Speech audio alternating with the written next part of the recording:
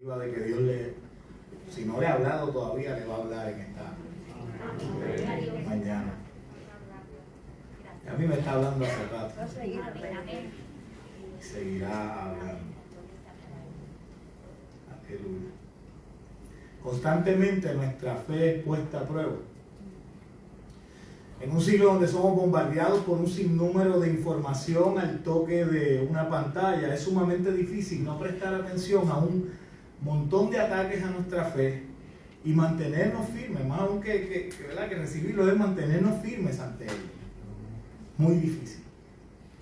Creo que si no fuera por la presencia misma de Dios en nuestras vidas por medio de la persona del Espíritu Santo que viene a morar en nosotros, sería imposible resistir todo esto sin claudicar, sin dejar atrás todo lo que es el Evangelio, la fe, antes de que Jesús regrese por su iglesia. El Espíritu Santo es en nuestra vida la clave de todo. Jesús en Hechos 1:8 nos asegura que recibiremos poder cuando el Espíritu Santo descienda sobre nosotros, cuando se mude a nosotros. Los niños, Ay, perdón. Los niños, por favor, pasen por ahí. Estoy envuelto, mi amado, perdóneme eso. Él nos dice y nos asegura que recibiremos ese poder cuando el Espíritu Santo venga a morar a nuestras vidas. Esta es una de las tantas promesas hechas por Jesús para todo aquel que decide entregarle su vida. Y para mí personalmente es la más importante. Ya que de otra manera, sin el Espíritu Santo morando en nosotros, no podríamos resistir nuestra travesía por este mundo, el cual su único propósito es distraernos para sacarnos del camino que Dios mismo nos ha trazado desde la eternidad.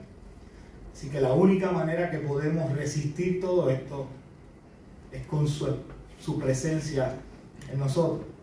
Jesús, siendo un 100% hombre, pero siendo Dios omnipresente, sabía muy bien lo que cada uno de sus discípulos estaría enfrentando a través de los siglos venideros y nos advierte de todas las cosas que vamos a padecer. Por esta razón que nos deja saber que si Dios no decidiera, si Dios no hubiese decidido acortar los días, ninguno, ni aun los santos, se salvaría. La versión Palabra de Dios para Todos dice: nadie sobreviviría. Ahora bien, ¿cómo podemos entonces enfrentar todo lo que nos va a tocar vivir y salir victoriosos? ¿Cómo vivir de la manera que Dios espera que vivamos cuando están cuesta arriba? Porque además de pelear nuestras batallas y vivir de la manera que Dios quiere que vivamos, también nos ha sido dada la encomienda de hablarle a otros del amor de Dios y del plan perfecto de salvación. Y siendo sinceros, apenas podemos sostener nuestros hogares y tratar de vivir una vida más o menos agradable a Dios, también debemos sumar el tener que sacar tiempo para hablarle a alguien del amor de Cristo. Como que está dura la cosa, ¿cierto? Y yo entiendo, todos hemos tenido, y me incluyo, todos hemos tenido este tipo de pensamiento en algún momento en nuestras vidas. Y no hay ningún problema con de vez en cuando sentirnos agobiados y pensar que no podemos seguir hacia adelante. El problema está en si dejamos que ese tipo de pensamiento domine nuestra vida y redirija nuestros pasos en la dirección contraria a lo que Dios tiene planificado para cada uno de nosotros.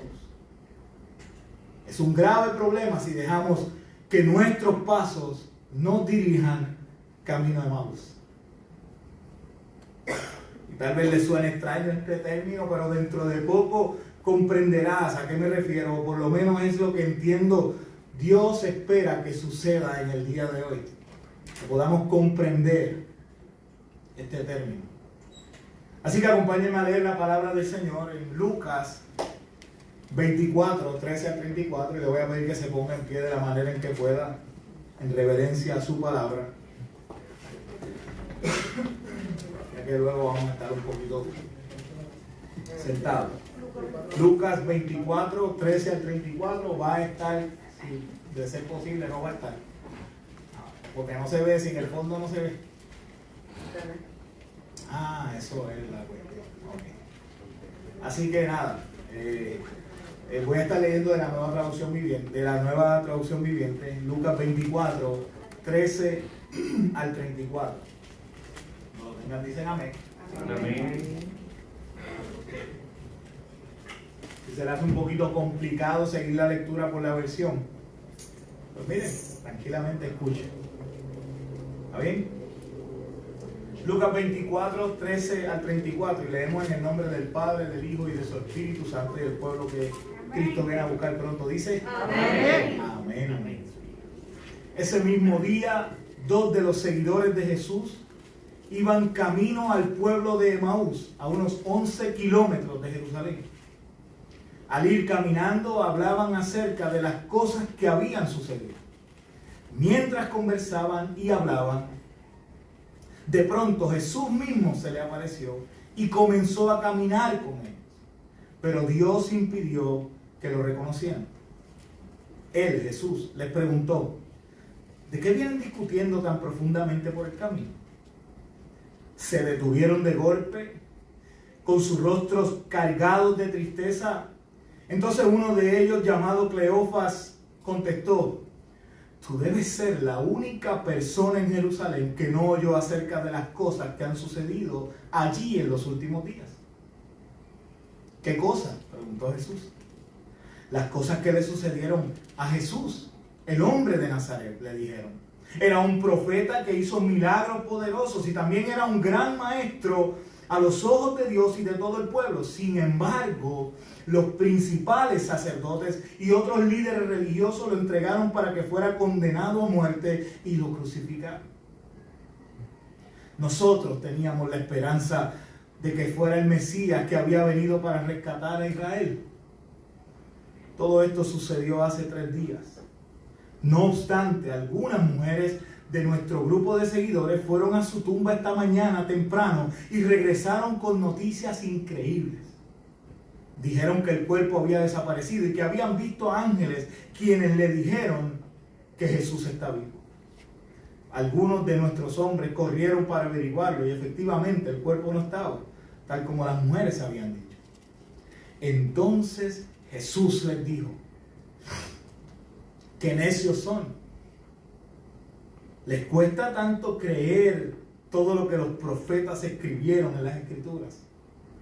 ¿Acaso no profetizaron claramente que el Mesías tendría que sufrir todas esas cosas antes de entrar en su gloria? Entonces Jesús los guió por los escritos de Moisés y de todos los profetas, explicándole lo que las Escrituras decían acerca de él mismo. Para entonces ya estaban cerca de Emaús y del final del viaje. Jesús hizo como que iba a seguir adelante, pero ellos le suplicaron: quédate con nosotros esta noche, ya que se está haciendo tarde. Entonces los acompañó a la casa.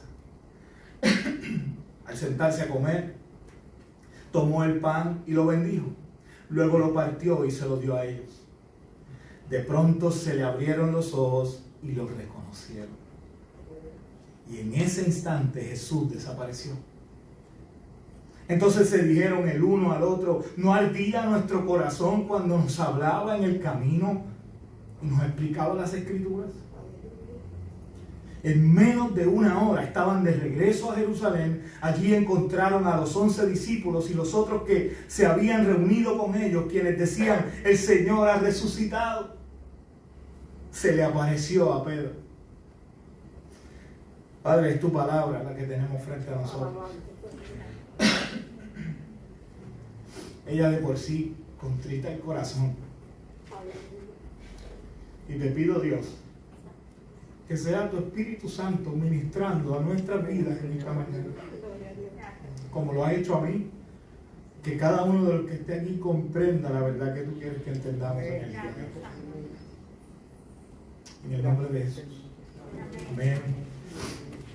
Y amén. Se puede sentar.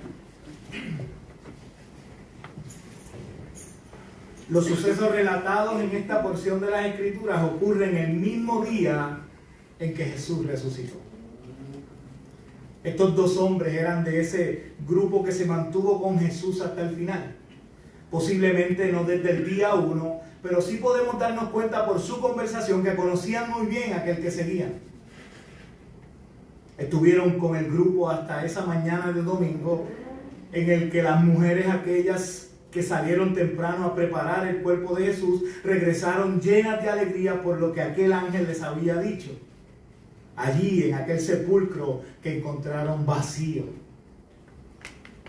Pero al parecer los que estaban allí, excepto Pedro y Juan, tuvieron sus dudas y no le creyeron a las mismas. Así que estos dos amigos protagonistas de nuestra historia en este día deciden dejar atrás este triste capítulo y regresar a su ciudad, cabizbajos y decepcionados hasta cierto punto con aquel que parecía ser la esperanza para todos y que al morir se llevó esa misma esperanza con él hasta la tumba. Y hay algo que me encanta acerca de esta historia, es que una vez más Jesús nos demuestra su amor, su paciencia inagotable para con nosotros y el deseo de que ninguno se pierda, haciendo de cada uno de nosotros una misión personal de rescate.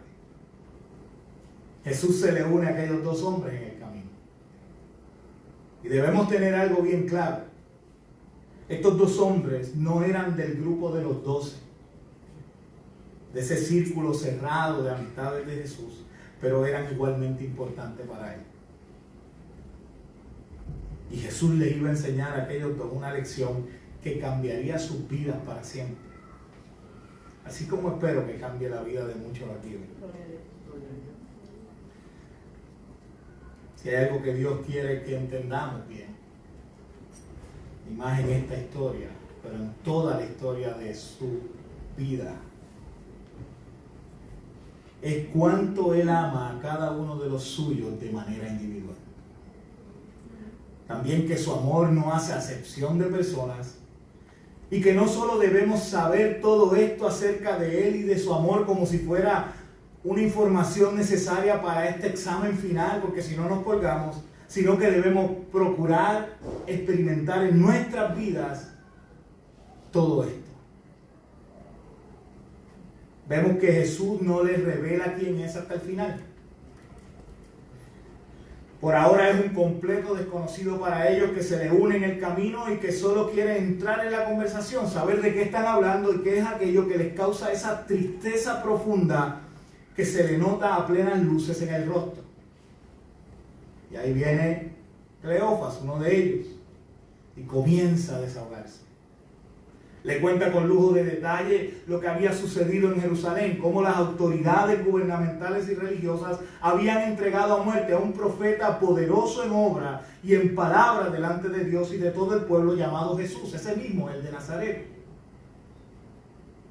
Así que estos hombres tenían un concepto claro de quién era ese Jesús al que siguieron tal vez por meses o años, no sabemos. Tenían un concepto claro de él. Lo que no tenían muy claro es a lo que él había venido. Y quiero que me sigan esta mañana. Su ideal de Jesús, el de estos dos hombres, eso que ellos suponían que el Mesías tenía que hacer, no los diferenciaba en nada. Aquellos que el pasado domingo gritaban, Hosana al que viene en el nombre del Señor, y el viernes gritaban, crucifíquenle. Seguían igual de ignorantes que al principio. Así que Jesús nos enseña por medio de este suceso que podemos tener en teoría un claro concepto de quién es Él. Pensar y estar seguro que lo conocemos y no haberlo conocido verdaderamente. Esta es la clave del mensaje de hoy. Se la voy a repetir.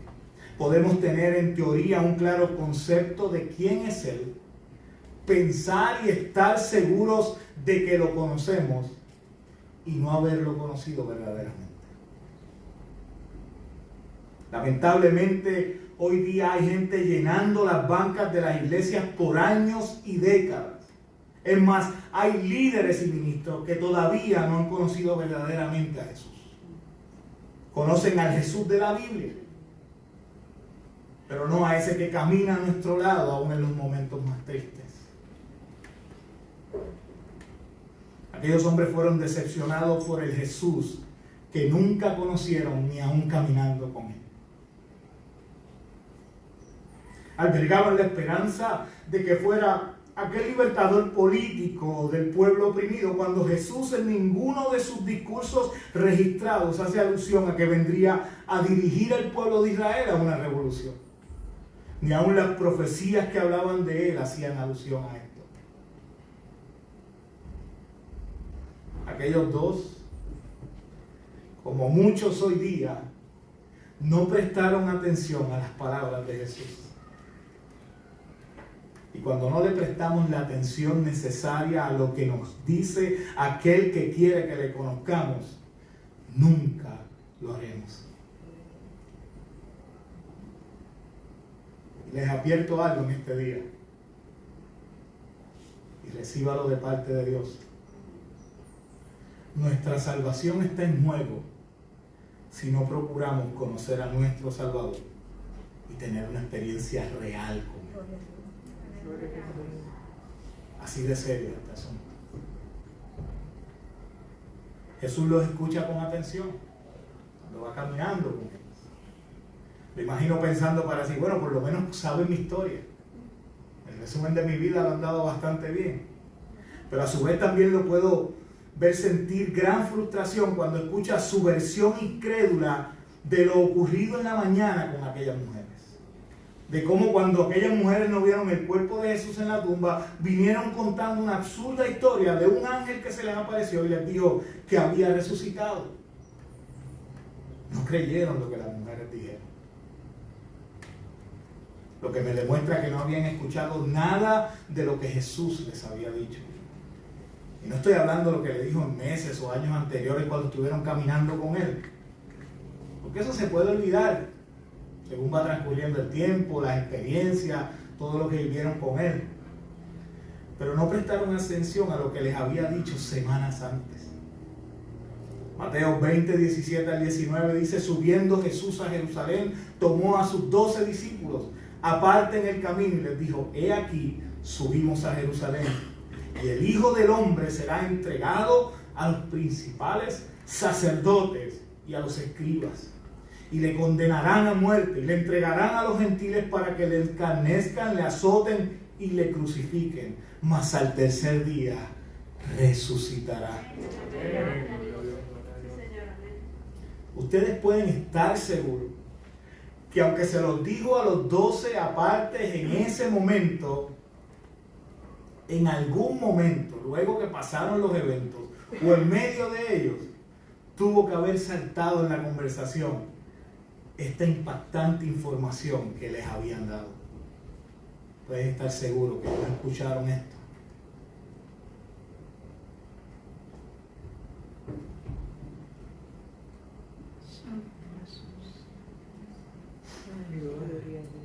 No solo no le prestaron atención a las palabras de Jesús, tampoco prestaron atención a lo que las Escrituras decían acerca del Mesías.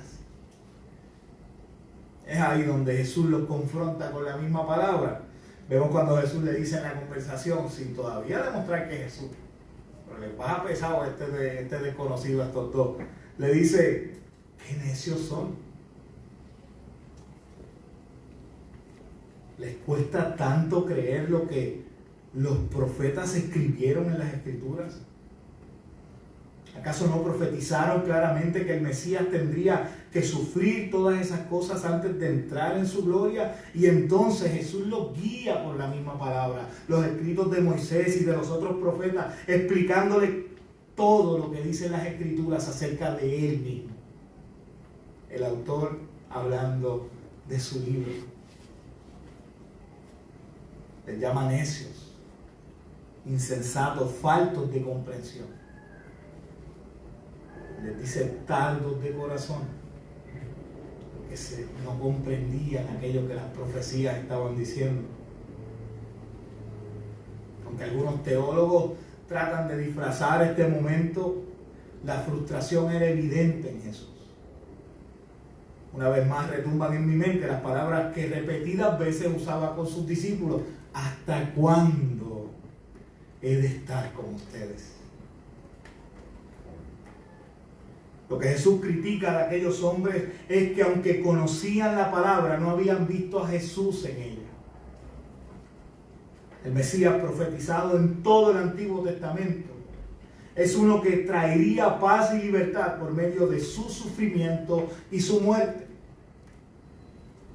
pero al cual el Padre no dejaría que se pudriera en el Seúl, así que resucitaría, demostrando de esta manera la eternidad de su pacto. Mis amados, los conceptos, por correctos que sean, no salvan. Los conceptos, por correctos que sean, no salvan. Es por medio de una experiencia real con aquel que se encuentra con nosotros en el camino que seremos salvos y que podremos enfrentar las pruebas de fe cuando lleguen. Y créanme, van a llegar. Algunos las están enfrentando hoy. Algunos ya la enfrentaron en el pasado. Y a otros les va a tocar. Aquellos dos caminantes acompañados por Jesús se acercan al destino establecido, al lugar de donde salieron una vez convencidos que habían encontrado al Salvador. Están de regreso otra vez. Ya era tarde y la noche se asoma, así que invitan a aquel desconocido que les hizo el camino un poco más corto a quedarse en su casa por esa noche, sin saber que una vez lo invitaran a entrar, nunca más iba a salir de sus vidas. Jesús se les revela y todo en la vida de aquellos hombres cobró sentido. Su mundo cambió. La palabra que hacía arder su corazón mientras Jesús les citaba la misma cogió vida en ellos. Ya no serían los mismos. Sus dudas fueron disipadas. Lo que aquellas mujeres experimentaron ya no les sonaba como un cuento absurdo, ni estaba en su imaginación. Jesús resucitó. Vino caminando con nosotros todo el tiempo. Nuestro Salvador vive. Ciertamente Dios Todopoderoso, me lo puedo imaginar diciendo, venció a la misma muerte. ¿Qué rey podría hacer eso? ¿Qué mayor libertad podemos esperar que la que Dios nos da? Esa y tantas cosas tuvieron que haber pasado por sus mentes. Tanto así que ni la distancia de 11 kilómetros de regreso a Jerusalén, ni la noche los detuvo. En ese mismo instante volvieron al lugar de donde no debieron salir, con los suyos. A ese primer grupo que allí en Jerusalén se instituyó como el cuerpo de Cristo manifiesto en la tierra. Regresaron a compartir la experiencia personal con su Salvador, camino a Emmaús. Y quiero que entiendas algo en este día. Y con esto voy cerrando. Jesús es real. Amén.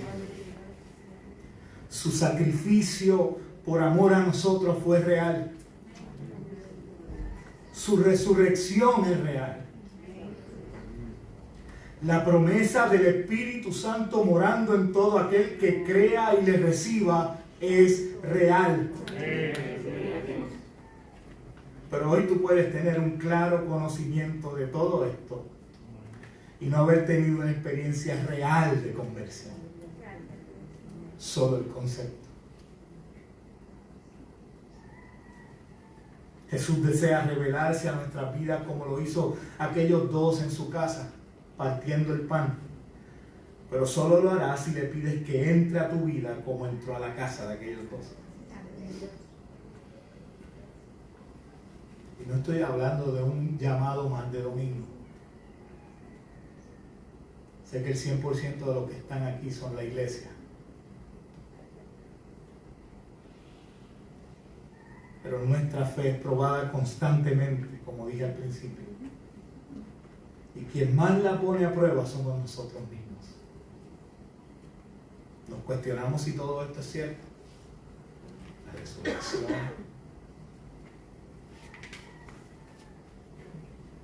Que volverá. Pero no somos capaces de pedirle a Dios mismo que se nos revele para disipar nuestras dudas. No somos capaces. Somos cobardes en eso. Camina al lado nuestro y no lo reconocemos porque nuestro concepto de Él es uno completamente diferente al que Él nos quiere revelar. Si comprendiéramos quién es el que camina a nuestro lado, le permitiríamos hacer con nosotros como a Él le plazca y no lo contrario. En muchas ocasiones queremos que Dios se ajuste a nuestros intereses, que Dios se ajuste a nuestra agenda. Y mis amados, esto así no funciona. Cuando nos ajustamos a la de Él, no vamos para ningún lado. Aquellos dos esperaban a otro tipo de Mesías y tal vez por eso no comprendieron al principio cuando comenzaron a caminar con Él. Tal vez hoy tú te acercaste a Dios buscando a un Dios completamente diferente al que, o sea, te acercaste a buscando y has encontrado un Dios completamente diferente al que te habían enseñado. Y por eso no comprendes las cosas que te están pasando. Tenemos un concepto de Dios cuando llegamos a la iglesia. No, este es el Dios que yo creo. Cuando Él es mucho más. Cuando Él es mucho más. Él no vino a salvarte de un simple problema.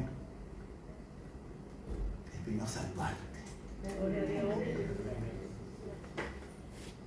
Él vino a rescatarte. No de un imperio. Vino a rescatarte del mayor imperio que ha dominado sobre la humanidad desde el principio, y el cual Él venció en la cruz del Calvario y dejó derrotado con su resurrección.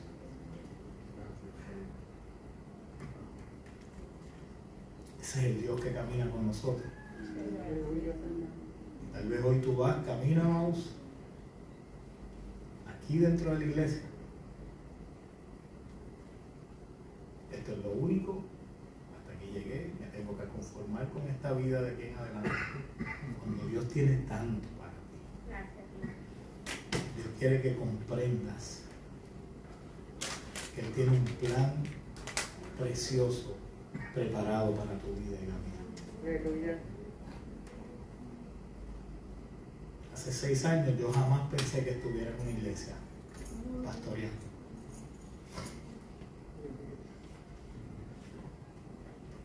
Hace 20 y tanto, no hubiera pensado que Él me amara tanto.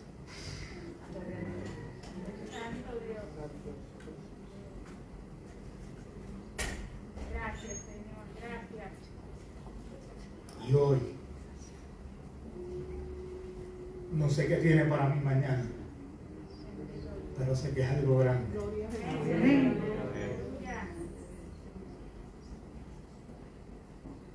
Y si hoy es grande lo que ha hecho conmigo, cuán grande será lo que tiene para mañana.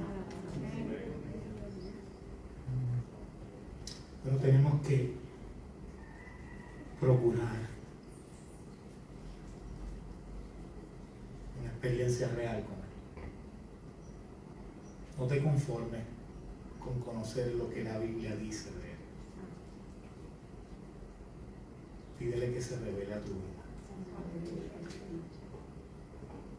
Es lo más que Él anhela.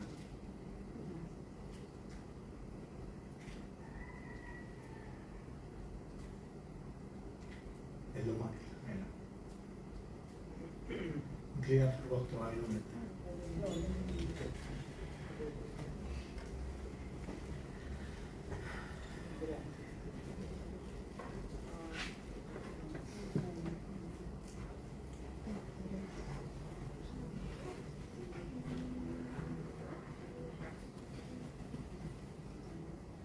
Ardía nuestro corazón. ¿No arde hoy tu corazón? Tú que sabes que Dios te está hablando en esta mañana.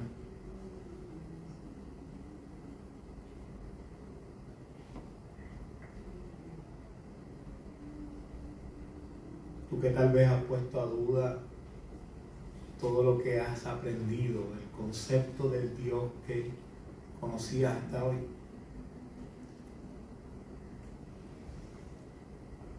Y el cual se te está revelando tal vez de una manera que no lo conoces, por eso no lo ves.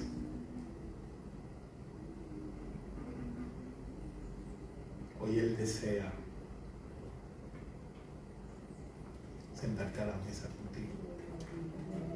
Hoy Él desea que tú experimentes su amor. No que lo conozcas, sino que lo experimentes. Para que hables de algo